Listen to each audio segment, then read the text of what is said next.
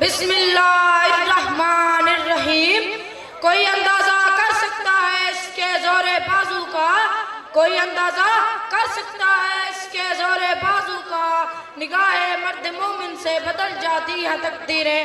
جناب صدر، محترم سزا کرام اور میرے مقتدر ساتھیوں، السلام علیکم۔ جناب صدر، آج مجھے جس موضوع پر لب کشائی کا موقع ملا ہے وہ ہے ہمارا قومی ہیرو الوقار۔ آج کے وقار تقریب کا مقصد اپنے قومی ہیرو قائد اعظم محمد علی جناح کا یوم پیدائش جوش و خروش سے منانا اور انہیں خراج تحسین پیش کرنا ہے۔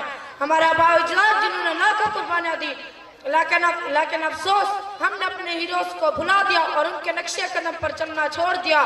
سبق پھر پڑھ صداقت کا، عدالت کا، شجاعت کا، سبق پھر پڑھ صداقت کا، عدالت کا، شجاعت کا، لیا جائے گا تجھ سے کام دنیا کی امامت کا۔ سامعین کرام، ہمارے ہیروز ہمارے لیے کتنے اہم ہیں، ہمیں اپنے طلباء اور نوجوان نسل کو احساس دلانا ہوگا۔ اگر ہم ایسا نہیں کریں گے تو نوجوان اپنے کرداروں کو اپنے ہیرو بنا لیں گے۔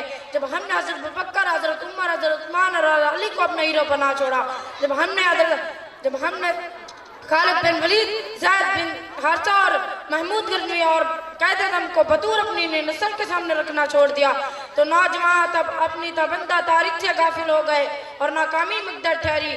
خدا نے آج تک اس قوم کی حالت نہیں بدلی، خدا نے آج تک اس قوم کی حالت نہیں بدلی، نہ ہو جس کو خیال آپ اپنی حالت کے بدلنے کا۔ والسلام۔